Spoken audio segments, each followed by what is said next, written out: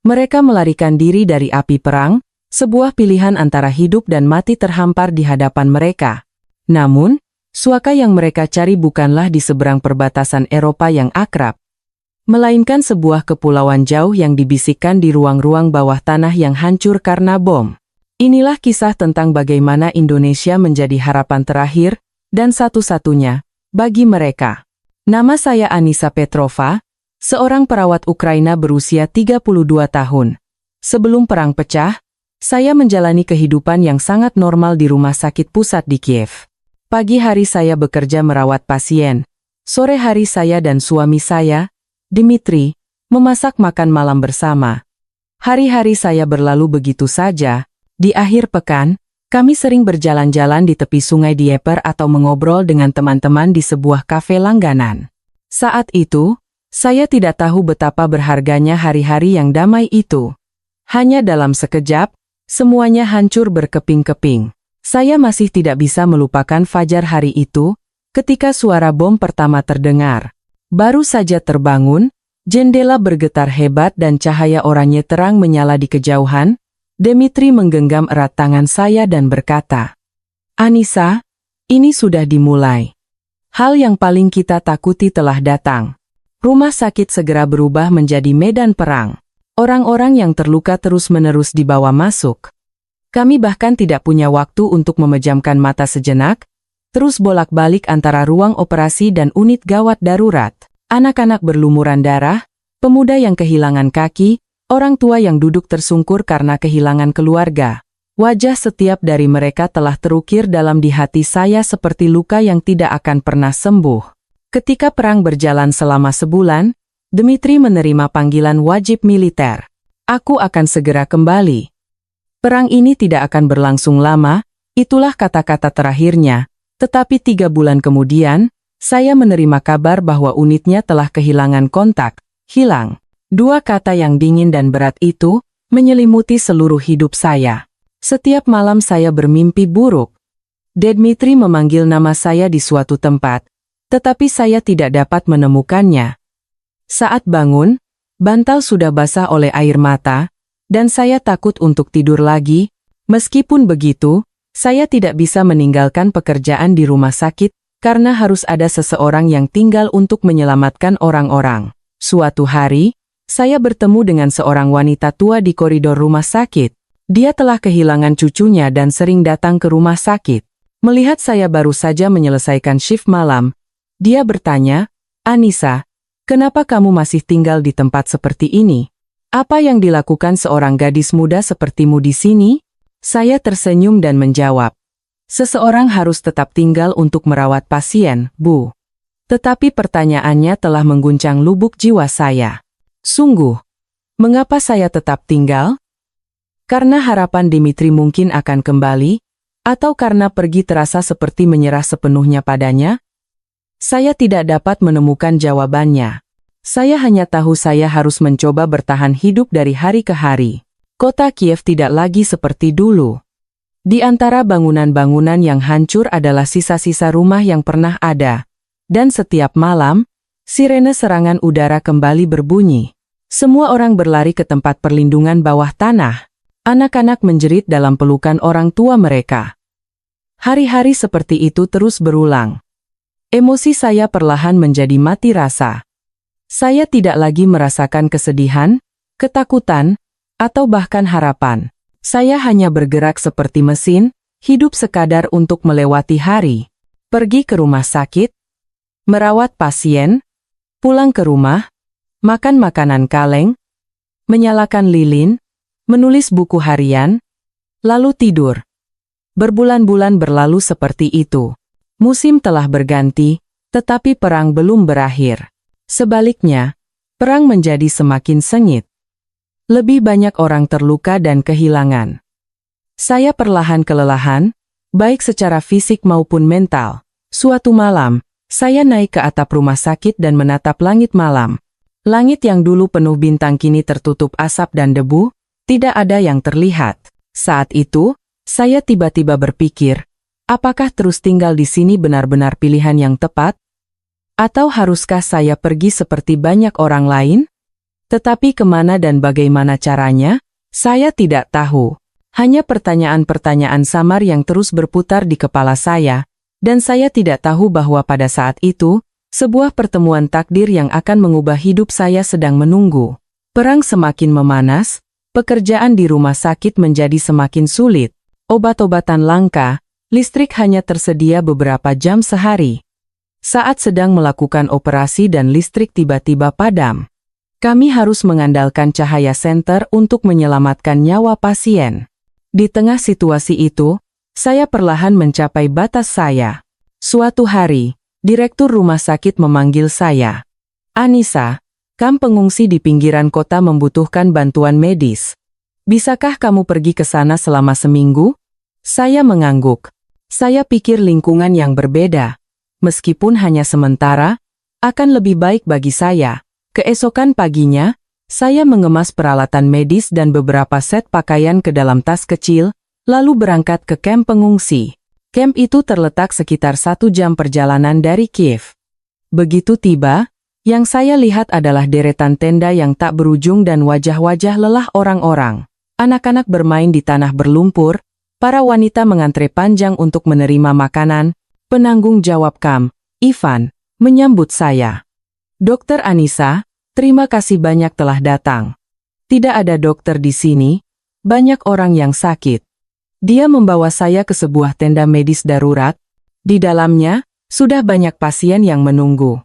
Seorang kakek tua batuk-batuk, seorang anak demam tinggi, seorang pemuda berjalan tertatih-tatih dengan kaki terluka. Saya segera mulai bekerja. Sepanjang hari saya memeriksa pasien, tidak menyadari waktu telah malam. Malam harinya, Ivan membawakan makan malam sederhana.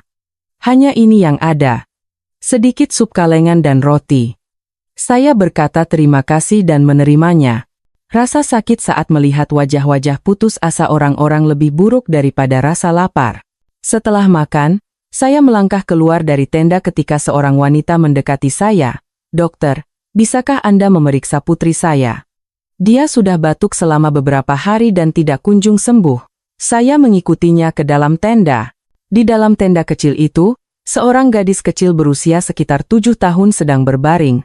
Wajahnya memerah, dan setiap kali dia bernapas, dadanya mengeluarkan suara mengi. Saya meletakkan stetoskop di dadanya dan mendengarkan paru-parunya. "Bronkitis. Jangan khawatir. Saya akan memberikan antibiotik. Beberapa hari lagi akan sembuh." Wanita itu meneteskan air mata dan menggenggam tangan saya. "Terima kasih, dokter. Sungguh, terima kasih banyak." Saya meninggalkan tenda dan terus merawat pasien lain. Beberapa jam kemudian, saya tiba-tiba melihat sekelompok wanita berkumpul. Mereka mengelilingi api unggun kecil dan membicarakan sesuatu. Karena penasaran, saya perlahan mendekat. Percakapan mereka sampai ke telinga saya. "Apakah kita benar-benar bisa sampai ke Indonesia? Kudengar pria Indonesia sangat menghargai keluarga. Di sana tidak ada perang, aman sekali, Indonesia." Kata itu menarik perhatian saya. Mengapa Indonesia? Bukan Amerika atau Eropa? Saya mendekat dan bertanya kepada mereka, "Maaf, apakah kalian sedang membicarakan tentang Indonesia?" Semua orang sedikit terkejut menatap saya. Lalu salah satu dari mereka berkata, "Ya, benar. Kami sedang bermimpi untuk bisa pergi ke Indonesia." Saya duduk di samping mereka. "Indonesia. Kenapa Indonesia?" Seorang wanita paruh baya menjawab, "Indonesia juga pernah mengalami perang seperti kita. Dari negara yang hancur total, mereka bangkit dan sekarang menjadi salah satu tempat teraman di dunia." Yang lain menambahkan, "Selain itu, orang Indonesia sangat menghargai komunitas. Saya dengar mereka punya budaya berkorban untuk keluarga." Saya terdiam sejenak. Tidak kusangka orang-orang yang putus asa di tengah perang ini melihat Indonesia sebagai sebuah harapan. Saya tidak tahu seberapa realistis harapan itu, tetapi sorot mata mereka sangat tulus. "Lalu bagaimana cara ke Indonesia?" Atas pertanyaan saya, seorang gadis muda mengeluarkan ponselnya dan menunjukkannya kepada saya. Di aplikasi pesan instan, Ada sebuah kanal informasi pernikahan internasional dengan orang Indonesia. Sudah ada ribuan orang yang mendaftar. Saya melihat ke layar ponselnya, tak terhitung pesan yang terus bergulir. Materi belajar bahasa Indonesia, pengenalan budaya Indonesia, prosedur pernikahan internasional, bahkan rekomendasi serial televisi Indonesia yang bagus. Lihat ini, Kak. Para wanita Ukraina yang sudah lebih dulu ke Indonesia membagikan informasi kepada kami, perusahaan mana yang bagus, daerah mana yang mudah untuk ditinggali, mereka memberitahu kami semuanya. Saya semakin takjub. Ini bukan cerita khayalan. Mereka adalah orang-orang yang benar-benar sedang merencanakan dan bersiap. Malam itu, saya kembali ke tenda saya. Saya berbaring tetapi tidak bisa tidur. Dua kata. Indonesia. Terus berputar di kepala saya. Apakah tempat itu benar-benar sebuah awal yang baru? Atau hanya harapan tipis yang digenggam orang-orang di tengah keputusasaan? Saya tidak tahu. Tetapi satu hal yang pasti. Dalam perang ini, orang-orang berusaha berpegang pada apapun untuk bertahan hidup. Dan bagi mereka, Indonesia telah menjadi sesuatu itu. Seminggu di kamp pengungsi telah menunjukkan banyak hal kepada saya. Di permukaan, saya datang untuk memberikan bantuan medis, tetapi sebenarnya, saya telah menemukan dunia yang sama sekali berbeda. Selama di camp, saya sering tanpa sengaja mendengar percakapan para wanita, saat mengambil air, saat mencuci pakaian, saat menunggu jatah makanan, mereka semua berbicara tentang Indonesia. Awalnya saya pikir itu hanya kebetulan, tetapi kemudian saya sadar itu adalah sebuah tren. Suatu sore, saat sedang memeriksa pasien di tenda medis, saya mendengar suara dua wanita dari tenda sebelah. Elena, apakah kamu sudah memeriksa kanal itu?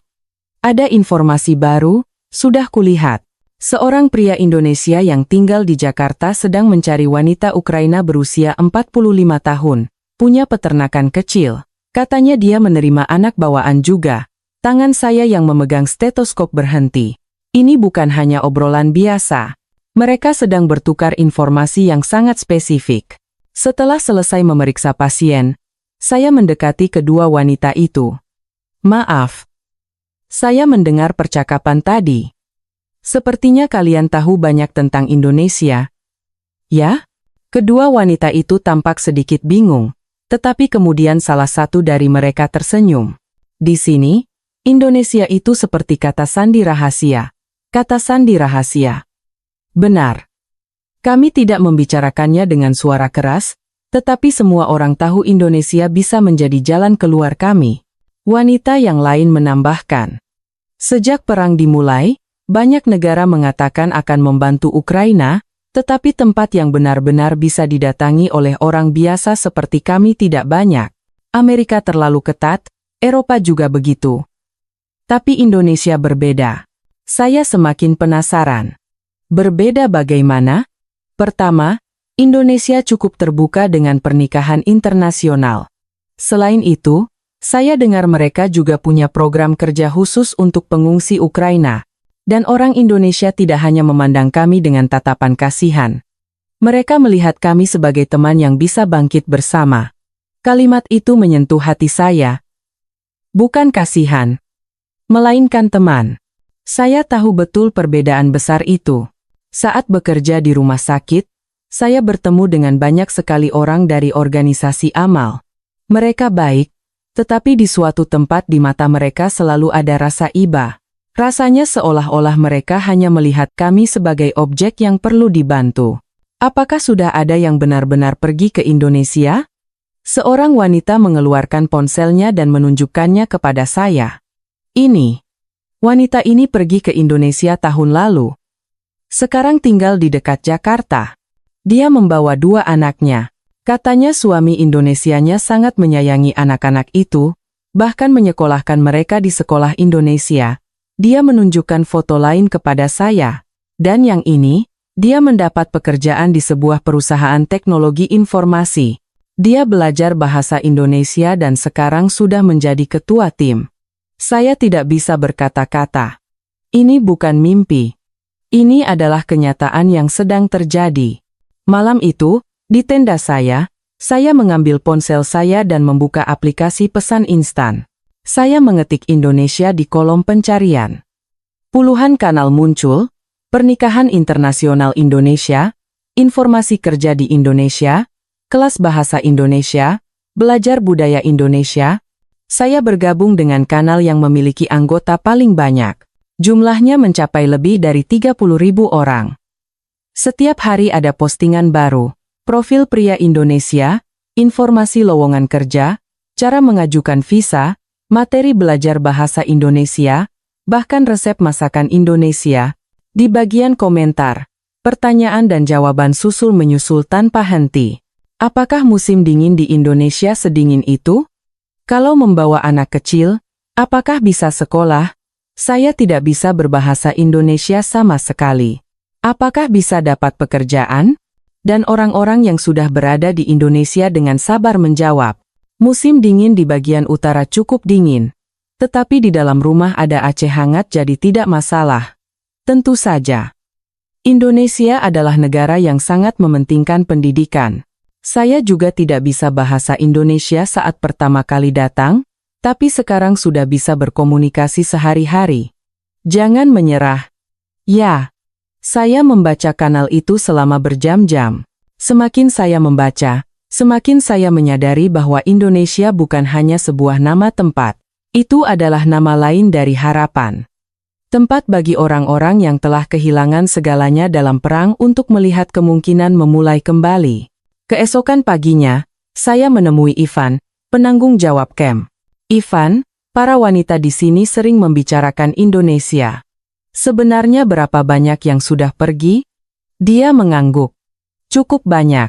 Dari camp ini saja, dalam setengah tahun terakhir sudah ada sekitar 20 orang yang berangkat ke Indonesia. 20 orang? Ya. Sebagian besar melalui pernikahan internasional, tetapi ada juga beberapa yang pergi dengan visa kerja. Pemerintah Indonesia telah membuat program khusus untuk pengungsi Ukraina. Apakah mereka baik-baik saja? Apakah kamu punya kabar dari mereka? Ivan tersenyum. Sebagian besar hidup dengan baik. Sesekali mereka mengirim pesan, sepertinya mereka beradaptasi dengan baik dengan kehidupan di Indonesia. Tentu saja ada kesulitan, tetapi masih jauh lebih baik daripada di sini. Saya mengangguk perlahan. Sore itu, saya kembali ke tempat para wanita berkumpul. Kali ini, saya yang proaktif bertanya, untuk pergi ke Indonesia, apa saja yang perlu dilakukan? Saya ingin tahu prosedur spesifiknya. Mata mereka berbinar seolah baru saja bertemu dengan sekutu. Pertama, harus belajar sedikit bahasa Indonesia. Setidaknya percakapan dasar. Kalau mau pernikahan internasional, perlu mencari perusahaan perantara yang terpercaya, penipuan juga banyak. Kalau mau mencari kerja, punya ijazah atau pengalaman akan menjadi keuntungan, terutama di bidang teknologi informasi dan medis. Saya mengatakan bahwa saya seorang perawat. Saya seorang perawat. Apakah saya bisa bekerja di rumah sakit Indonesia? Seorang wanita melebarkan matanya. Perawat? Wah, itu bagus sekali. Katanya Indonesia sedang kekurangan tenaga medis. Kalau ijazah diakui, kamu bisa langsung dapat pekerjaan. Mendengar kalimat itu, jantung saya berdebar kencang. Mungkinkah itu benar-benar terjadi? Sebuah awal yang baru. Menerima kehidupan tanpa Dmitri dan hidup kembali. Harapan bahwa itu bisa menjadi kenyataan di Indonesia mulai tumbuh dalam diri saya. Seminggu di kamp pengungsi berakhir, saya kembali ke rumah sakit. Tetapi pikiran saya telah berubah total. Rasa penasaran tentang Indonesia semakin besar, dan saya ingin tahu lebih banyak lagi. Bahkan saat bekerja, saya masih menyempatkan diri memeriksa kanal di aplikasi pesan instan, membaca postingan baru, dan mendengarkan cerita orang lain. Lalu suatu hari, rumah sakit kedatangan tamu istimewa. Itu adalah rombongan bantuan medis dari Indonesia. Direktur rumah sakit mengadakan rapat darurat. Saudara-saudara sekalian, kita kedatangan tim medis dari Indonesia. Mereka akan menjadi sukarelawan di rumah sakit kita selama 3 bulan untuk membantu pasien. Pintu ruang rapat terbuka, 5 orang Indonesia masuk. Mereka membungkuk dengan sopan dan memperkenalkan diri satu persatu. Salah satu dari mereka adalah Dr. Budi Santoso. Dia terlihat berusia akhir 30-an. Dia berbicara bahasa Inggris dengan lancar. Halo, saya Budi Santoso, dokter bedah ortopedi. Kali ini saya datang ke sini untuk mendukung Ukraina. Suatu kehormatan bisa bekerja bersama kalian semua. Saya bisa merasakan ketulusan di matanya. Bukan rasa kasihan atau kewajiban, melainkan hati yang tulus ingin membantu. Rapat berakhir, Direktur rumah sakit memanggil saya. Anissa, kamu bekerja dengan Dr. Budi. Ya, kamu yang paling fasih berbahasa Inggris di sini. Saya dengan senang hati menerima tugas itu. Bekerja bersama seorang dokter Indonesia adalah kesempatan emas bagi saya untuk belajar lebih banyak tentang negara itu. Sejak hari berikutnya, saya dan Dr. Budi berkeliling mengunjungi pasien. Dia benar-benar seorang dokter yang luar biasa. Dia memeriksa setiap orang dengan teliti, memperhatikan setiap detail kecil. Suatu hari, kami mengoperasi seorang tentara yang terluka parah di kaki. Operasinya sangat rumit, berlangsung selama berjam-jam. Dr. Budi tidak kehilangan konsentrasi sedikit pun. Dia mengerahkan seluruh tenaganya sampai menit terakhir. Setelah operasi selesai, kami beristirahat sejenak di ruang istirahat. Saya bertanya kepadanya, Dr. Budi, mengapa Anda datang ke negara yang begitu jauh ini? Di Indonesia pasti juga banyak pekerjaan. Dia meminum seteguk kopi, lalu menjawab, kami juga pernah mengalami perang. Saat itu, banyak negara membantu kami. Sekarang, saya pikir sudah waktunya bagi kami untuk membalasnya. Tapi itu kan cerita masa lalu. Sekarang Indonesia sudah menjadi negara berkembang yang kuat. Dia menggelengkan kepala. Tidak, kami tidak pernah lupa. Tidak lupa masa-masa sulit. Justru karena itu, kami semakin merasa harus membantu. Kata-katanya terukir dalam di benak saya. Orang Indonesia tidak melupakan masa lalu. Mereka selalu berusaha membalas budi yang telah mereka terima. Saya mengerti betapa mulianya hati mereka. Beberapa hari kemudian, Dr. Budi menawarkan kepada saya, Anissa, apakah kamu mau ikut dengan saya memberikan bantuan medis di wilayah timur? Saya dengar di sana, juga sangat membutuhkan bantuan. Saya setuju tanpa ragu. Sebenarnya, saya punya alasan lain. Saya masih terus memikirkan cerita yang saya dengar di kamp pengungsi, tentang sebuah desa di timur di mana orang-orang menyalakan generator untuk menonton serial televisi Indonesia. Kami memuat persediaan medis ke sebuah truk dan berangkat. Perjalanannya sangat sulit. Kami harus menghindari jalan-jalan yang hancur karena bom dan melewati banyak pos pemeriksaan. Setelah beberapa jam, kami tiba di sebuah desa kecil bernama Dnieper. Desa itu penuh dengan luka perang, bangunan-bangunan runtuh, mobil-mobil yang ditinggalkan, dan orang-orang yang kelelahan, tetapi di mata mereka, masih ada kehidupan. Kepala desa, Sergei, menyambut kami. Selamat datang di tempat yang jauh ini. Di sini tidak ada dokter. Banyak orang yang sangat menderita. Kami mendirikan sebuah klinik darurat di balai desa. Pasien dengan cepat berbaris, orang tua, anak-anak, orang-orang yang terluka. Kami bekerja tanpa henti. Saat hari gelap, Pak Sergei mengundang kami makan malam. Hanya makanan seadanya. Silakan. Kami pergi ke ruang makan bersama di desa. Di sana sudah ada sekitar 20 warga yang berkumpul. Setelah makan malam sederhana, semua orang berkumpul di depan sebuah televisi di sudut ruangan. Saya terkejut. Sebuah tempat tanpa listrik punya televisi. Pak Sergei tertawa menjelaskan, kami menyalakan generator, setiap hari bisa nonton sekitar 2 jam. Itu satu-satunya hiburan seluruh desa. Ketika dia menyalakan generator, televisi itu menyala. Saya melihat televisi itu dengan saksama.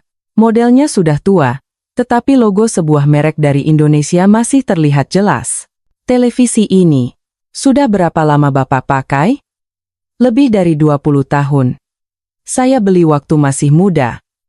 20 tahun dan masih bisa menyala? Mata Pak Sergei berbinar.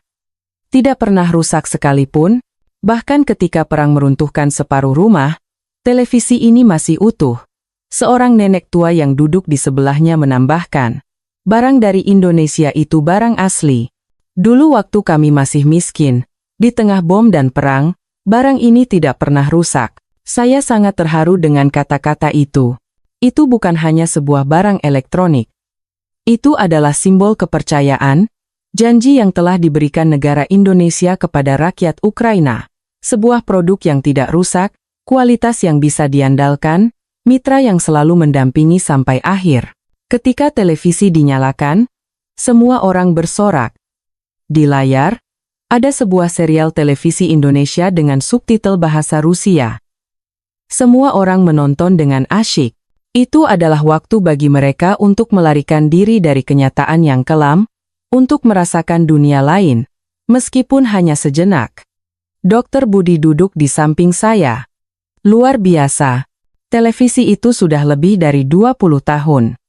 Kualitas produk Indonesia sebagus itu, kualitas itu penting. Tetapi yang lebih penting adalah menepati janji. Orang Indonesia selalu bertanggung jawab dengan produk yang mereka buat. Saya mengangguk. Malam itu, saya bersama warga desa menonton film Indonesia. Suara ledakan bom masih terdengar dari kejauhan. Tetapi hanya untuk sesaat itu. Semua orang merasa damai. Jalan-jalan di Indonesia dalam film, orang-orangnya, kehidupan sehari-harinya. Kami sangat merindukan hal itu. Jalanan yang aman tanpa bom, orang-orang yang berlalu lalang dengan senyum di wajah mereka. Itu semua yang telah kami hilangkan. Film berakhir, semua orang berangsur-angsur pulang. Seorang gadis muda mendekati saya. Dokter, saya juga ingin ke Indonesia. Bagaimana caranya? Saya menatap mata gadis itu. Di dalamnya penuh dengan kerinduan dan harapan. Saya juga sedang mencari tahu. Kita cari tahu bersama. Ya, wajah gadis itu berseri-seri. Malam itu, saya sadar. Bagi rakyat Ukraina, Indonesia bukan hanya sebuah negara, itu adalah simbol kebangkitan, nama lain dari harapan, dan saya sendiri pun sangat ingin meraih harapan itu. Setelah kembali dari desa Dnieper, saya menjadi orang yang benar-benar berbeda. Rasa penasaran tentang Indonesia telah menjadi sebuah dorongan, dan memeriksa kanal di aplikasi pesan instan setiap malam telah menjadi kebiasaan. Setelah bekerja di rumah sakit, saya pulang ke rumah, menyalakan lilin, dan menatap ponsel. Saya mulai mengunduh film Indonesia untuk ditonton dan menginstal aplikasi belajar bahasa Indonesia. Selamat pagi. Terima kasih. Nama saya Anissa. Saya mengulanginya berkali-kali dengan pengucapan yang masih kaku. Perlahan-lahan, saya belajar bahasa Indonesia. Tentu saja tidak mudah. Sistem bahasanya sama sekali berbeda dengan bahasa Ukraina atau Rusia. Tetapi saya tidak menyerah. Saya percaya bahwa setiap hari belajar sedikit, suatu saat nanti saya pasti bisa berbicara. Suatu hari, saat istirahat di rumah sakit, rekan saya, Sofia, bertanya, "Anissa, ada apa denganmu belakangan ini?" Terus saja menatap ponsel. Saya ragu sejenak, lalu berkata jujur, "Aku sedang belajar bahasa Indonesia." "Bahasa Indonesia? Kenapa? Kamu mau ke Indonesia?" Mata Sofia membelalak. "Benarkah? Kamu juga ikut tren itu?" "Bukan sekadar tren, tapi aku sedang memikirkannya dengan serius." Sofia menarik kursi dan duduk di samping saya. "Aku juga pernah dengar. Belakangan ini Indonesia sedang menjadi tren di kalangan wanita Ukraina. Tapi kamu kan perawat? Di sini juga sangat membutuhkanmu. Kenapa mau pergi?" Saya menghela napas. Di sini, setiap hari aku hanya melihat kematian. Aku tidak melihat harapan. Tapi Indonesia berbeda. Aku pikir di sana, awal yang baru itu mungkin. Sofia menggenggam tangan saya. Aku mengerti. Kadang-kadang aku juga berpikir begitu. Ingin lari dari tempat ini. Bagaimana kalau kamu juga coba cari tahu tentang Indonesia? Katanya perawat di sana sangat dihargai. Sofia tersenyum. Akan kupikirkan. Tapi bahasa Indonesia sulit, kan? Sulit. Tapi bukan tidak mungkin. Sedikit demi sedikit setiap hari pasti bisa. Sejak hari itu, saya dan Sofia mulai belajar bahasa Indonesia bersama. Setiap kali jam istirahat tiba, kami saling menyapa dalam bahasa Indonesia. Kadang-kadang kami tertawa karena pengucapan yang terlalu kaku. Tetapi waktu itu sangat menyenangkan. Itu membantu kami sejenak melarikan diri dari tekanan perang. Suatu malam, saya kembali ke pusat pengungsi di pinggiran kota. Saya dengar di sana ada acara nonton bareng serial televisi Indonesia. Ketika saya tiba, sekitar 20 wanita sudah berkumpul di sebuah ruang kelas. Mereka memproyeksikan film ke dinding dengan proyektor kecil. Saya diam-diam duduk di barisan belakang. Di layar, tampak pemandangan jalanan Indonesia. Jalanan yang bersih, lampu jalan yang terang, dan para wanita berjalan sendirian bahkan saat larut malam. Pemandangan itu saja sudah mengejutkan. Di Ukraina, itu adalah hal yang mustahil. Tokoh utama dalam film mengobrol dengan teman-temannya di kafe, bekerja di rumah sakit, dan makan malam bersama keluarga. Kehidupan yang sangat biasa, tetapi bagi kami, itu adalah sebuah mimpi. Film berakhir, seorang wanita angkat bicara. Rumah sakit itu kelihatannya bersih dan bagus, ya? Beda sekali dengan rumah sakit kita. Yang lain menambahkan, apalagi listrik dan air mereka selalu ada. Di sini, entah kapan akan diputus. Yang paling penting, kelihatannya sangat aman. Tempat di mana bisa tidur nyenyak tanpa takut bom. Saya mengangguk saat mendengar mereka berbicara. Yang mereka dambakan bukanlah kemewahan. Hanya kehidupan yang normal. Listrik, air, keamanan, kedamaian. Hal-hal yang sebelum perang kami anggap biasa saja. Acara selesai, saya berbicara dengan penyelenggaranya, Olga. Dia berusia sekitar awal 40-an, seorang ibu tunggal dengan 2 anak kecil. Dengan berkumpul dan menonton film seperti ini setiap minggu, semua orang merasa sedikit terhibur. Ini adalah waktu bagi mereka untuk melarikan diri dari kenyataan. Tapi kenapa film Indonesia? Olga berpikir sejenak lalu menjawab, film Amerika terlalu glamor. Terlalu jauh dari kami. Film Eropa terlalu suram. Tapi film Indonesia berbeda. Kita bisa merasakan bahwa mereka juga pernah mengalami kesulitan, tetapi mereka berhasil melewatinya. Di bagian mananya, dalam film, kita bisa melihat betapa pentingnya keluarga, kesadaran komunitas, budaya saling membantu. Itu adalah hal-hal yang telah kami hilangkan sejak perang dimulai. Semua orang hanya memikirkan diri sendiri. Tapi Indonesia kelihatannya berbeda. Saya sangat setuju dengan kata-katanya. Benar sekali. Sebelum perang, Ukraina juga punya budaya komunitas. Tapi sekarang, semua orang hanya berusaha untuk bertahan hidup. Tapi Indonesia, setidaknya dalam film, masih mempertahankan budaya hidup bersama. Apakah Anda juga ingin ke Indonesia? Kak Olga? Dia menjawab tanpa ragu. Tentu saja. Saya ingin anak-anak saya tumbuh besar mendengar bel sekolah, bukan suara bom. Saya dengar Indonesia sangat mementingkan pendidikan. Saya pikir saya bisa memberikan masa depan yang lebih baik untuk anak-anak saya. Apakah Anda sudah melakukan persiapan? Sudah. Saya sedang belajar bahasa Indonesia dan mencari informasi tentang pernikahan internasional. Tidak mudah. Tapi saya tidak akan menyerah. Dalam perjalanan pulang, saya berpikir banyak. Serial televisi Indonesia bukan hanya bentuk hiburan. Itu adalah jendela bagi orang-orang yang lelah karena perang untuk bermimpi. Dunia di balik layar itu, kehidupan yang damai, jalanan yang aman, itulah masa depan yang kami inginkan. Malam itu, saya berbaring di tempat tidur menatap langit-langit. Saya teringat Dmitri. Jika dia masih hidup, apa yang akan dia katakan? Mungkin dia akan mendukung saya. Anissa, pergilah ke tempat yang bisa membuatmu bahagia. Saya menyeka air mata dan bertekad. Saya akan pergi ke Indonesia. Dmitri pasti juga ingin saya mencari awal yang baru. Keesokan paginya, sebuah berita khusus sampai ke rumah sakit. Pemerintah Indonesia akan memberikan bantuan logistik medis skala besar untuk Ukraina. Direktur rumah sakit mengadakan rapat. Saudara sekalian, kabar baik. Obat-obatan dan peralatan medis dari Indonesia telah dikirim. Sore ini akan tiba. Para perawat dan dokter bersorak. Kami telah berjuang dengan kekurangan obat-obatan selama berbulan-bulan. Bahkan obat pereda nyeri dasar pun habis.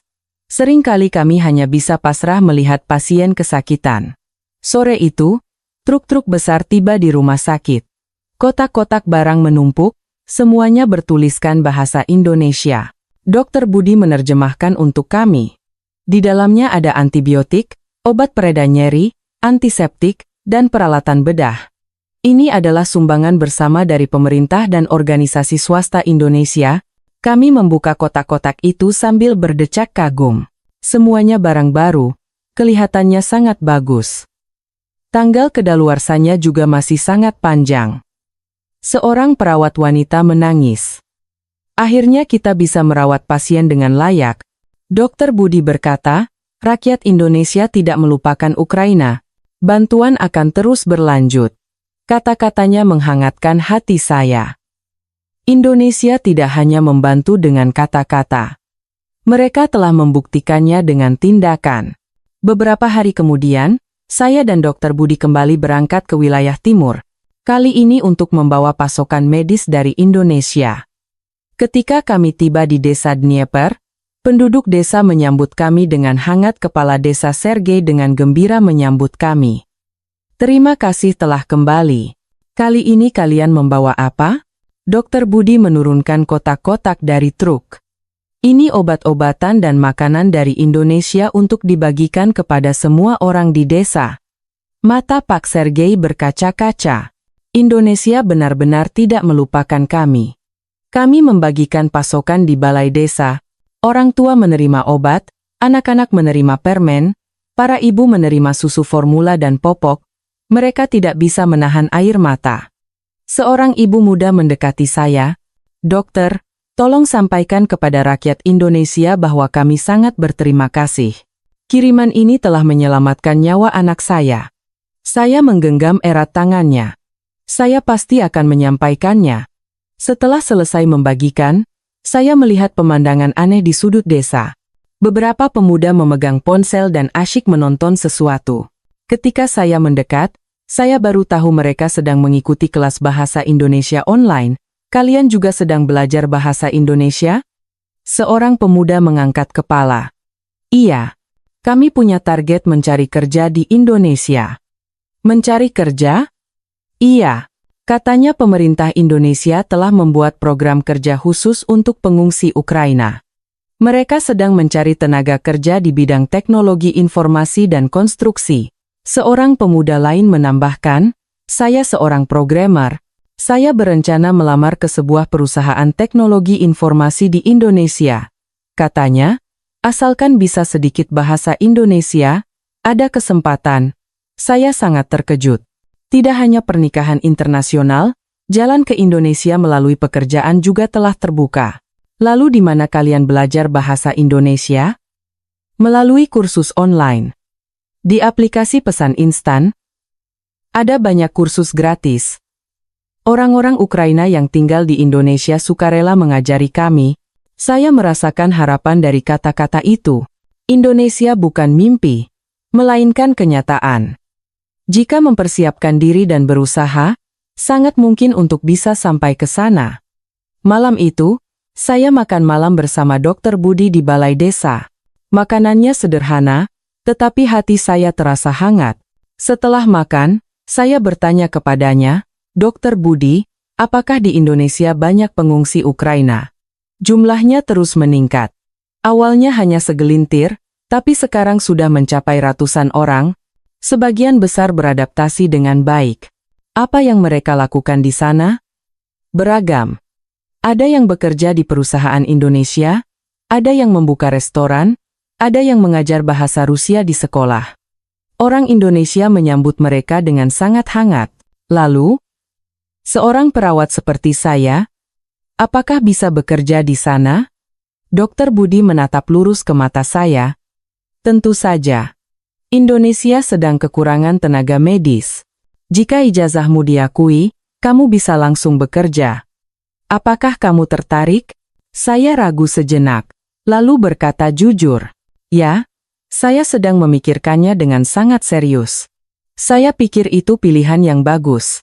Saya akan membantumu. Saya akan memberimu beberapa informasi dan kontak. Saat itu, jantung saya berdebar kencang. Ini benar-benar mungkin. Jalan menuju Indonesia sedang terbuka di depan mata saya. Dalam perjalanan kembali ke Kiev, saya melihat keluar jendela dan berpikir, Indonesia tidak hanya mendukung Ukraina secara materi. Mereka telah menanam benih harapan.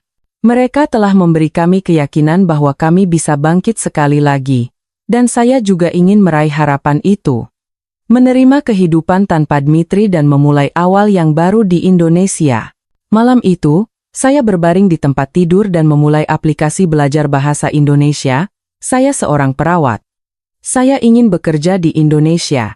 Saya ingin memulai awal yang baru. Dengan pengucapan yang masih kaku, saya mengulanginya berkali-kali. Sedikit demi sedikit, membangun masa depan saya. Sebuah masa depan bernama Indonesia. Beberapa hari sebelum Dr. Budi kembali ke Indonesia, dia memberi saya sebuah saran khusus.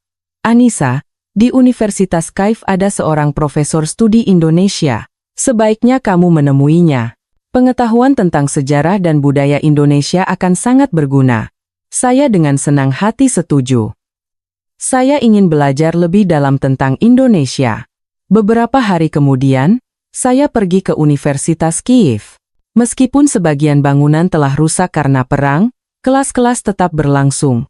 Ruang penelitian Profesor Ahmad Wijaya berada di ujung koridor lantai 3. Saya mengetuk pintu. Seorang profesor berusia sekitar 60 kerokaan membuka pintu. Anissa, ya? Dr. Budi sudah menghubungi saya. Silakan masuk. Ruang penelitian itu penuh dengan buku. Dinding-dindingnya dipenuhi rak buku. Di atas meja kerja, buku-buku juga menumpuk. Sebagian besar adalah buku tentang Indonesia. Silakan duduk. Mau minum teh? Tidak usah, Pak. Terima kasih sudah meluangkan waktu. Profesor itu duduk di kursinya. Dr. Budi bilang, kamu berniat pergi ke Indonesia. Apa yang ingin kamu ketahui tentang negara kami? Saya berpikir sejenak, lalu bertanya, Profesor, mengapa banyak orang Ukraina tertarik pada Indonesia, bukan Amerika atau Eropa? Profesor Ahmad tersenyum. Pertanyaan yang bagus. Jawabannya ada dalam sejarah. Dia mengambil sebuah album foto tua dari rak buku. Silakan lihat. Membuka album itu, tampak foto-foto hitam putih. Tumpukan puing, jalanan yang hancur, bangunan-bangunan runtuh, anak-anak kelaparan. Pemandangannya sangat mirip dengan Ukraina saat ini. Ini Jakarta tahun 1949, tepat setelah Perang Kemerdekaan. Saya menahan napas. Ini Jakarta? Ya? Ketika perang berakhir, Indonesia hancur total. Profesor itu mengeluarkan dokumen lain.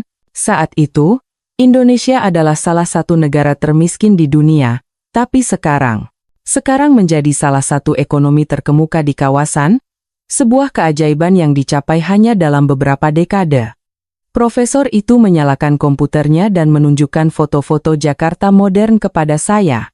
Gedung-gedung pencakar langit yang megah, jalanan yang bersih, lampu yang gemerlap, dunia yang sama sekali berbeda dari foto-foto pasca perang. Bagaimana perubahan seperti itu bisa terjadi? Profesor Ahmad menjawab dengan wajah serius. Ada banyak alasan, tetapi yang paling penting ada 3 hal. Pertama, investasi pada pendidikan. Orang Indonesia tidak meninggalkan pendidikan bahkan di masa-masa termiskin. Setelah perang, orang tua lebih baik menahan lapar asalkan anaknya bisa sekolah. Saya mengangguk.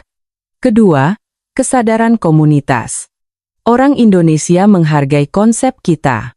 Mereka lebih mengutamakan perkembangan komunitas daripada kesuksesan individu. Karena itulah mereka bisa bangkit bersama. Profesor itu berhenti sejenak, lalu melanjutkan. Ketiga, visi nasional yang jelas. Bahkan di tengah kekacauan, Indonesia membangun rencana jangka panjang. Mereka tahu kemana harus pergi dan memusatkan seluruh kekuatan ke arah itu. Saya merenungkan kata-katanya. Pendidikan, kesadaran komunitas, visi yang jelas, itu adalah hal-hal yang kurang dimiliki Ukraina. Jadi, Profesor, apa perbedaan terbesar antara Ukraina dan Indonesia? Wajah Profesor itu muram. Sayangnya, dalam 30 tahun setelah kemerdekaan, kami tidak bisa membangun visi nasional yang sesungguhnya. Kekacauan politik, konflik regional, telah menghambat pembangunan. Tentu saja Indonesia juga punya korupsi, tetapi mereka tidak pernah berhenti berusaha untuk mengatasinya. Rakyatnya aktif bersuara dan pemerintah pun berubah. Profesor itu menghela napas. Anissa, ketertarikan orang Ukraina pada Indonesia bukanlah kebetulan. Indonesia adalah cerminan dari apa yang seharusnya bisa kita capai, sebuah bukti hidup bahwa bahkan setelah perang, kita bisa bangkit sekali lagi. Kata-kata itu menusuk jauh ke dalam hati saya. Indonesia bukan hanya negara maju. Itu adalah negara yang telah mengalami penderitaan serupa dengan kami, tetapi telah membuat pilihan yang berbeda. Bagaimana orang Indonesia mewarisi kenangan perang? Mereka tidak pernah lupa.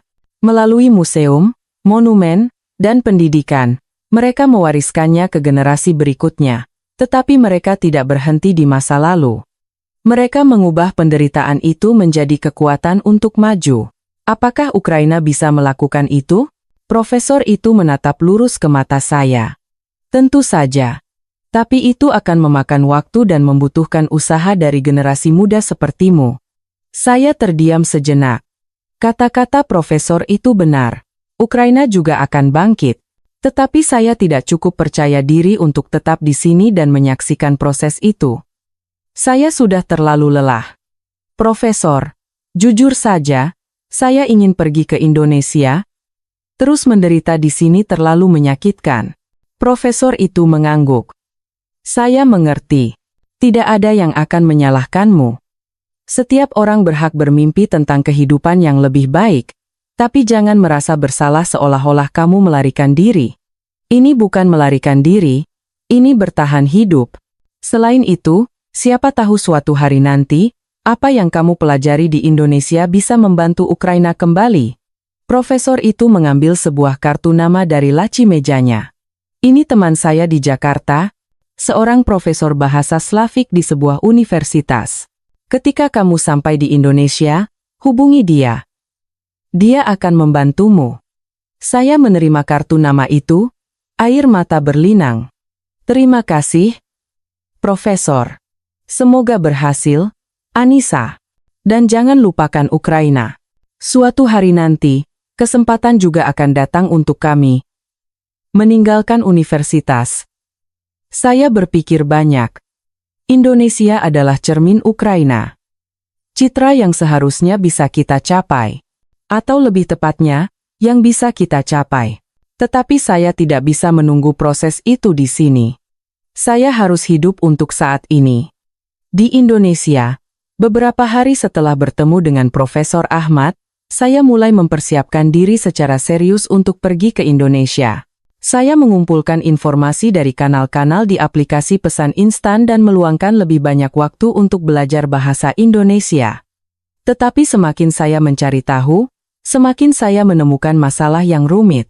Suatu malam, rekan saya, Sofia, menelepon dengan panik, "Anissa, ada masalah besar. Kamu ingat Katia? Gadis yang bilang akan ke Indonesia tahun lalu itu?" "Iya, aku ingat." "Ada apa?" "Dia baru saja mengirim pesan. Dia mengalami hal buruk di Indonesia. Perusahaan perantaranya adalah penipu." Wajah saya memucat. "Maksudmu?" Sofia menunjukkan ponselnya kepada saya. "Itu adalah pesan dari Katia. Perusahaan perantara itu bilang akan mengenalkanku dengan suami yang baik. Mereka menunjukkan fotonya, foto rumahnya. Tapi ketika aku sampai di Indonesia, semuanya sangat berbeda. Suaminya seorang pecandu alkohol, rumahnya adalah gubuk tua di pedesaan. Lebih parah lagi, dia mengambil pasporku agar aku tidak bisa kabur. Untungnya polisi membantu, aku baru bisa keluar.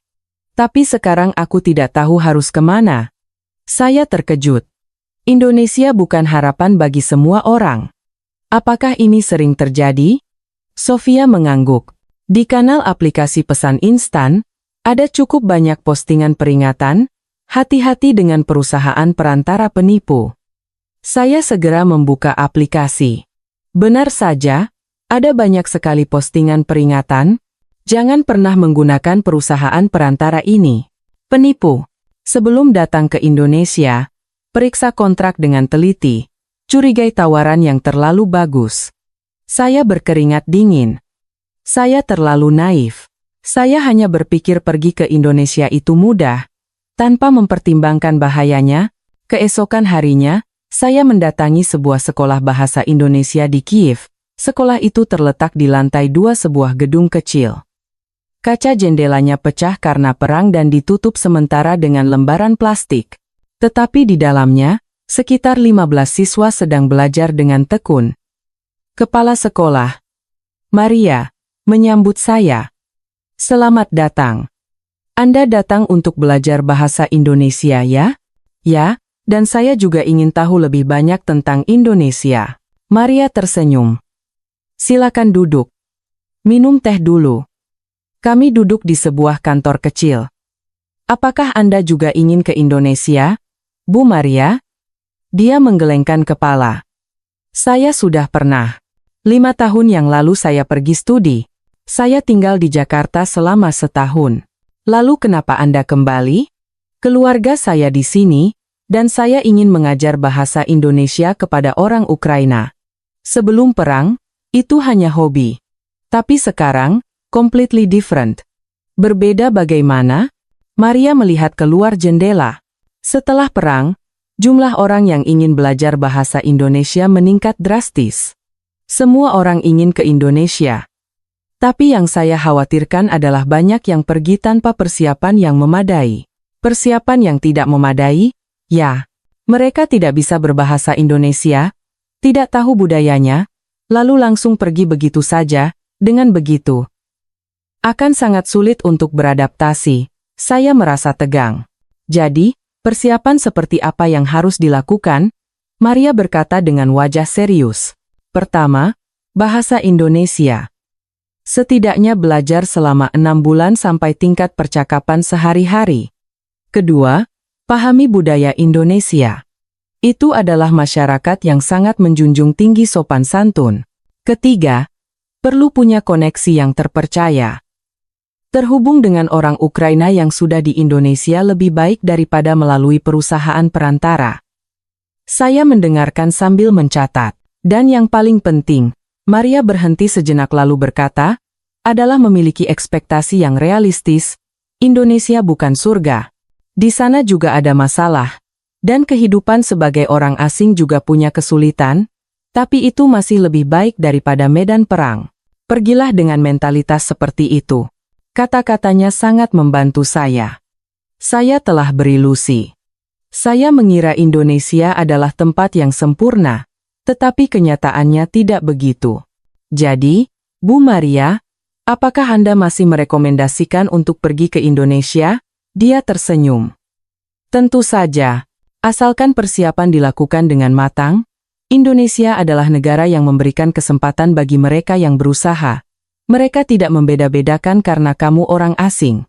Tentu saja, ada kendala bahasa, tetapi itu bisa diatasi. Kelas selesai. Saya berbicara dengan beberapa siswa. Victor, 27 tahun. Seorang programmer. Saya sudah melamar ke sebuah perusahaan startup di Jakarta. Saya sudah wawancara online dan diterima. Bulan depan saya berangkat. Selamat. Apakah Anda banyak persiapan? Saya sudah belajar bahasa Indonesia selama 6 bulan. Membaca banyak buku tentang budaya Indonesia. Selain itu, saya sudah terhubung dengan programmer Ukraina yang ada di Jakarta. Mereka banyak membantu saya. Yulia, 35 tahun, ibu dari 3 anak. Saya sedang mempersiapkan pernikahan internasional, tapi saya melakukannya dengan sangat hati-hati. Saya tidak percaya perusahaan perantara. Saya berbicara sendiri secara online dengan pria Indonesia itu, sudah video call berkali-kali. Saya dengar pendidikan di Indonesia sangat baik. Jika anak-anak saya bisa tumbuh dengan aman, itu yang terpenting. Malam itu, dalam perjalanan pulang, saya berpikir banyak. Indonesia adalah harapan sekaligus disertai bahaya. Jika pergi tanpa persiapan, bisa jadi seperti Katya. Tetapi jika mempersiapkan diri dengan matang, bisa juga sukses seperti Victor. Saya bertekad untuk tidak terburu-buru. Setidaknya 6 bulan belajar bahasa Indonesia, mempelajari budaya Indonesia, dan membangun koneksi yang terpercaya, dan menjaga ekspektasi yang realistis. Indonesia bukan surga, tetapi tempat yang memberi kesempatan untuk memulai kembali. Itu sudah cukup. Sebuah tempat untuk melarikan diri dari medan perang dan hidup kembali. Itu semua yang saya harapkan. Sejak hari itu, saya semakin berhati-hati dalam mempersiapkan diri untuk ke Indonesia. Saya resmi mendaftar di Sekolah Maria 3 kali seminggu. Menyeimbangkan antara pekerjaan di rumah sakit dan belajar tidaklah mudah. Tetapi saya tidak menyerah. Setiap pagi, 30 menit sebelum berangkat kerja, 30 menit saat istirahat makan siang, dan 1 jam setelah pulang kerja, saya selalu belajar bahasa Indonesia. Awalnya, bahkan membaca dan menulis alfabet pun sulit. Tetapi setelah beberapa bulan, saya perlahan bisa membaca. Selamat pagi. Nama saya Anissa, saya seorang perawat. Terkadang saya merasa lucu melihat diri saya berlatih pengucapan di depan cermin, tetapi saya terus melakukannya. Dalam proses belajar, saya menjadi lebih aktif di kanal aplikasi pesan instan. Saya bertanya, membaca pengalaman orang lain, dan saya menyadari sesuatu yang aneh. Saya penasaran siapa pengelola kanal yang paling aktif. Asosiasi Wanita Ukraina Saling Bantu di Indonesia. Kanal ini memiliki lebih dari 40.000 anggota. Setiap hari, ratusan pesan diposting. Informasi pernikahan, lowongan kerja, materi belajar bahasa Indonesia, konsultasi hukum, bahkan tips dan trik kehidupan di Indonesia. Semuanya diatur secara sistematis. Pengelolanya hanya mencantumkan nama Anastasia, tidak ada informasi lain. Saya penasaran. Siapa pengelola kanal sebesar ini? Sebuah perusahaan perantara, atau seorang sukarelawan? Suatu hari, saya memberanikan diri mengirim pesan pribadi kepada Anastasia. Halo, saya Anissa, seorang perawat di Kiev yang sedang bersiap untuk ke Indonesia. Saya ingin tahu alasan Anda mengelola kanal ini. Jika ada waktu, bisakah saya berbicara dengan Anda? Saya tidak berharap akan mendapat balasan. Tetapi yang mengejutkan, beberapa jam kemudian, ada pesan balasan. Halo Anissa, senang berkenalan denganmu. Bisakah kita video call? Saya pikir bicara langsung akan lebih baik. Saya segera menghubungkan panggilan video. Seorang wanita muncul di layar, usianya sekitar akhir 30-an, dia memiliki senyum yang cerah dan tatapan yang hangat. Di belakangnya, sebuah apartemen yang bersih, menunjukkan bahwa dia berada di Indonesia. Halo Anissa, saya Anastasia. Saat ini saya tinggal di daerah Cilandak, Jakarta. Halo, Kak. Pertama-tama, saya sangat berterima kasih Anda telah mengelola kanal ini. Ini sangat membantu saya. Anastasia tersenyum lembut. Sama-sama. Dulu saya juga banyak dibantu. Sekarang giliran saya untuk membalasnya. Mengapa Anda datang ke Indonesia? Wajahnya sedikit muram. Saya juga karena perang. Saya kehilangan suami, harus membesarkan 2 anak sendirian. Saya sangat putus asa. Saat itu, saya tahu tentang sebuah perusahaan perantara pernikahan internasional. Jadi Anda datang ke Indonesia dengan cara itu? Ya? Tapi awalnya sangat sulit. Apa yang dijanjikan perusahaan perantara dan kenyataannya jauh berbeda. Wajah saya menegang. Apakah Anda juga ditipu seperti Katya? Anastasia menggelengkan kepala. Tidak sepenuhnya penipuan, tetapi banyak bagian yang dilebih-lebihkan. Suami saya orang baik, tetapi ekonominya sulit. Hubungan dengan keluarga suami juga rumit. Kendala bahasa. Saya benar-benar sangat kesepian. Lalu bagaimana Anda mengatasinya? Saya bertemu dengan wanita Ukraina lain di Indonesia. Awalnya hanya kebetulan kenal di sebuah komunitas online, tetapi mereka banyak membantu saya, dari belajar bahasa Indonesia, beradaptasi dengan budaya, hingga masalah hukum. Anastasia berhenti sejenak, lalu melanjutkan. Saat itu saya sadar, kita harus saling membantu. Bukan menunggu perusahaan perantara atau orang lain, tetapi kita harus menciptakan jaringan sendiri. Karena itu Anda membuat kanal di aplikasi pesan instan? Ya, awalnya hanya beberapa teman. Tempat kecil untuk berbagi informasi dan saling memberi saran. Tetapi kemudian menyebar dari mulut ke mulut, perlahan-lahan menjadi besar. Sekarang sudah ada lebih dari 40.000 anggota. Saya sangat terharu. Kanal ini bukan untuk tujuan komersial. Ini benar-benar tempat untuk saling membantu. Kak Anastasia, apakah mengelola kanal ini berat? Mengelola 40.000 orang sendirian tidak mudah. Dia tertawa. Bukan sendirian. Tim pengurus ada 15 orang. Semuanya wanita Ukraina yang tinggal di Indonesia. Setiap orang punya peran. Ada yang bertanggung jawab atas konsultasi hukum, ada yang membuat materi bahasa Indonesia, ada yang mengumpulkan informasi pekerjaan. Semuanya sukarelawan. Sukarelawan? Ya, kami tidak menerima uang. Sebaliknya, kami menerima lebih banyak hal. Itulah arti dari saling membantu. Anastasia berkata dengan wajah serius. Anissa, ada satu hal yang harus saya katakan kepadamu.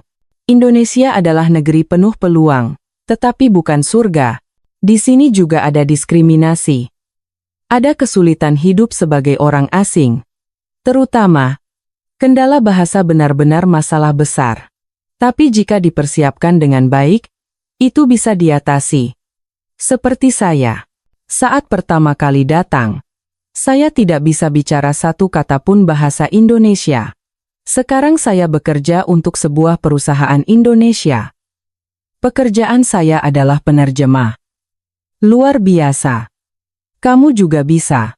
Sebagai perawat, itu lebih baik lagi. Indonesia sedang kekurangan tenaga medis. Anastasia membagikan sebuah dokumen di layar. Ini adalah prosedur pengakuan ijazah perawat di Indonesia. Rumit. Tapi bukan tidak mungkin. Sudah ada 2 perawat Ukraina yang berhasil. Saya membaca dokumen itu dengan teliti. Persiapan berkas, ujian, pelatihan, semuanya ditulis dengan sangat detail. Informasi ini sangat berharga. Terima kasih, Kak. Dan satu hal lagi, hati-hati dengan perusahaan perantara. Tidak semuanya buruk, tapi penipuan juga sangat banyak. Di kanal kami, ada daftar perusahaan yang terpercaya. Kamu bisa merujuknya. Baik, Kak. Saya akan melakukannya. Setelah panggilan itu, hati saya dipenuhi emosi. Anastasia dan tim pengurus. Tidak ada yang menyuruh mereka. Mereka dengan sukarela membantu orang lain. Mereka telah menjadi tangga bagi satu sama lain. Meskipun kehilangan segalanya dalam perang, mereka tidak kehilangan kemanusiaan mereka. Saya bersumpah, suatu hari nanti ketika saya sampai di Indonesia, saya juga akan seperti mereka, membantu orang lain. Keesokan harinya, saya menceritakan percakapan dengan Anastasia kepada Sofia. Luar biasa. Kanal itu bukan untuk tujuan komersial. Semua orang benar-benar saling membantu. Iya, karena itu semakin bisa dipercaya. Bukan untuk keuntungan, tapi benar-benar untuk sesama. Sofia menggenggam tangan saya. Anissa, aku juga akan memikirkannya dengan serius. Kalau kita bisa pergi bersama, alangkah baiknya. Saling mendukung. Iya. 2 orang lebih baik daripada 1. Malam itu, saya berbaring di tempat tidur dan berpikir. Pergi ke Indonesia bukan lagi mimpi yang samar. Itu perlahan menjadi rencana yang konkret. Berdasarkan dokumen yang dikirim Anastasia, saya membuat rencana bertahap. Tahap 1, 6 bulan fokus belajar bahasa Indonesia. Tahap 2, persiapan prosedur pengakuan ijazah perawat Indonesia. Tahap 3, terhubung dengan komunitas Ukraina di Indonesia. Tahap 4, Mengajukan visa kerja. Tahap 5. Berangkat. Jika semuanya lancar, dalam waktu 1 tahun, saya bisa sampai ke Indonesia. Tentu tidak akan mudah, tetapi juga bukan tidak mungkin. Dan yang terpenting, saya tidak sendirian. Anastasia dan tim pengurus, Sofia, dan puluhan ribu orang Ukraina dengan mimpi yang sama, ada di samping saya. Kami adalah tangga bagi satu sama lain. Bersama-sama, kami mendaki dari puing-puing perang. Kami sedang membangun sebuah menara harapan. 1 tahun telah berlalu. Itu adalah tahun yang paling sulit, sekaligus tahun yang paling berarti dalam hidup saya. Setiap pagi saya bangun jam 5 untuk belajar bahasa Indonesia, dan melanjutkan belajar setelah pulang kerja dari rumah sakit. Di akhir pekan, saya belajar sepanjang hari di sekolah Maria. Saya juga belajar budaya, sejarah, dan etiket Indonesia. Awalnya begitu sulit hingga saya ingin menyerah. Tetapi berkat dorongan dari Anastasia dan komunitas di aplikasi pesan instan, saya berhasil melewatinya. Anissa, semangat ya! Jangan menyerah. Aku dulu juga begitu, tapi kalau terus dilanjutkan pasti bisa. Banyak sekali pesan penyemangat yang mendukung saya. 6 bulan kemudian, saya lulus ujian kemampuan bahasa Indonesia tingkat 3, level di mana saya bisa berkomunikasi sehari-hari. Belum sempurna, tetapi cukup untuk bertukar informasi. Dan berkat bantuan Dr. Budi, saya berhasil menghubungi sebuah rumah sakit universitas di Jakarta. Rumah sakit itu memiliki program rekrutmen perawat asing dan memprioritaskan pengungsi Ukraina. Saya mempersiapkan berkas dan mengikuti wawancara online dengan hati yang berdebar. Saya memperkenalkan diri dalam bahasa Indonesia, menjelaskan pengalaman saya dan alasan ingin bekerja di Indonesia. Saya telah bekerja selama 8 tahun di rumah sakit pusat. Bahkan selama perang, saya terus merawat pasien. Dan saya memiliki pengalaman bekerja dengan tim medis Indonesia. Saya ingin memulai awal yang baru di Indonesia, dan menggunakan pengalaman saya untuk membantu pasien. Para pewawancara mendengarkan cerita saya dengan serius. Dan seminggu kemudian, saya menerima pemberitahuan kelulusan. Hari itu, saya naik ke atap rumah sakit, menatap langit, dan menangis, air mata kebahagiaan. Akhirnya, sebuah awal yang baru menjadi kenyataan. Sofia juga menerima kabar dari rumah sakit lain di Indonesia tidak lama setelah itu. Kami memutuskan untuk pergi bersama. Selama persiapan keberangkatan, saya banyak berpikir tentang Dmitri. Ketika berdiri di depan makamnya, saya berkata kepadanya, "Dmitri, aku akan pergi ke Indonesia. Memulai hidup baru. Aku tidak melupakanmu. Hanya saja, aku akan terus hidup." Aku percaya kamu juga menginginkan itu. Angin meniup daun-daun berdesir. Seolah-olah Dmitri menjawab saya, "Anissa, berbahagialah." Perpisahan dengan rekan-rekan di rumah sakit juga sangat sulit. Kami telah melewati perang bersama, menyelamatkan begitu banyak nyawa bersama.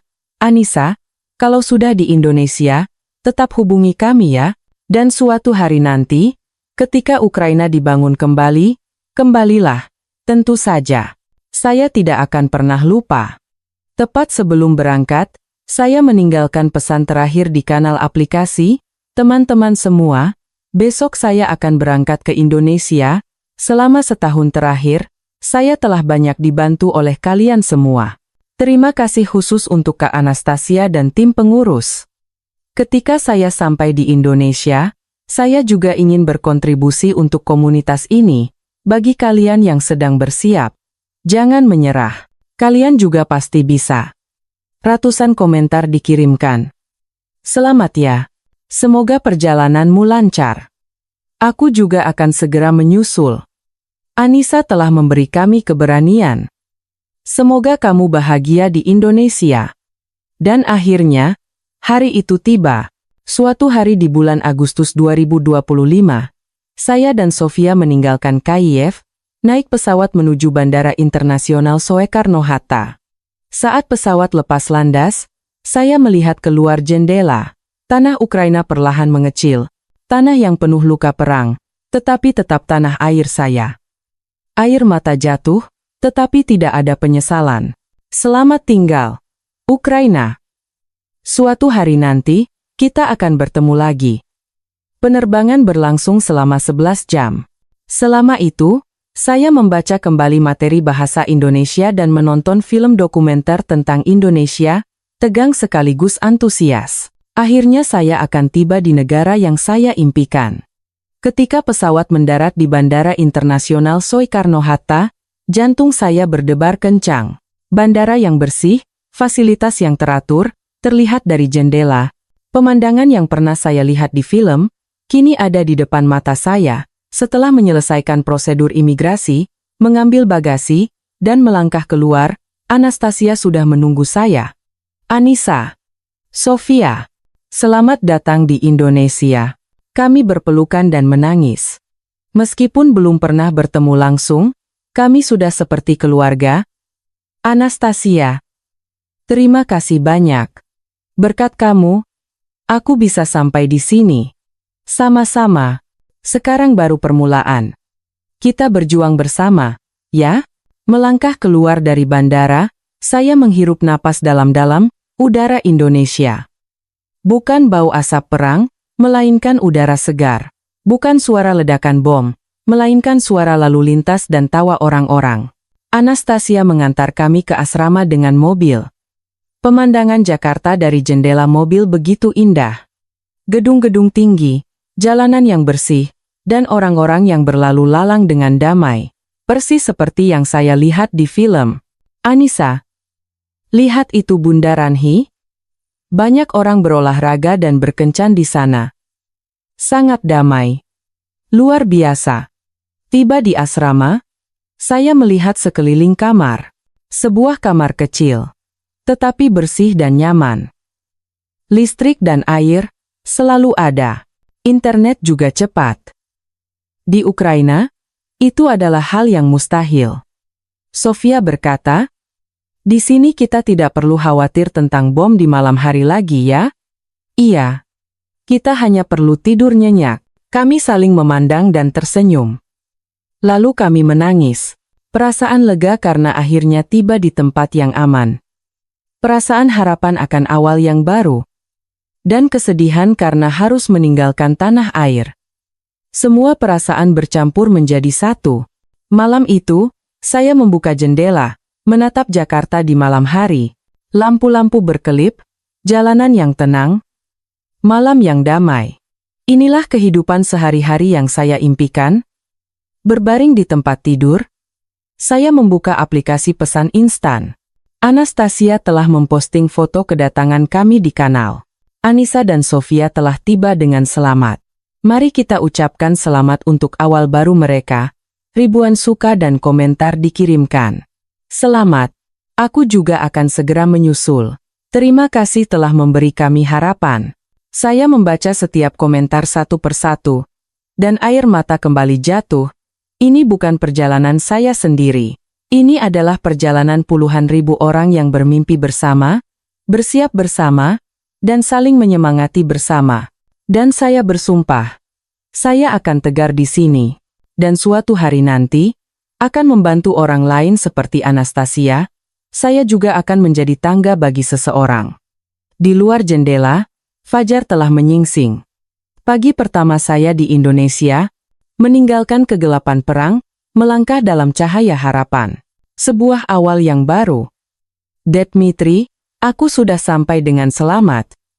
Aku akan berusaha sekuat tenaga untuk hidup di sini. Dan suatu hari nanti, ketika Ukraina dibangun kembali, aku akan membawa apa yang telah kupelajari untuk dibagikan. Sinar pertama matahari Jakarta melukis cakrawala, kehangatan lembut yang menjanjikan hari tanpa sirene. Ini bukan hanya negara baru. Ini adalah babak baru, yang ditulis bukan dengan tinta kesedihan, melainkan dengan warna-warni harapan yang cerah. Di sini, di tanah yang juga mengenal perjuangan dan kelahiran kembali ini, Anissa tahu dia tidak hanya menemukan tempat berlindung, tetapi juga sebuah masa depan.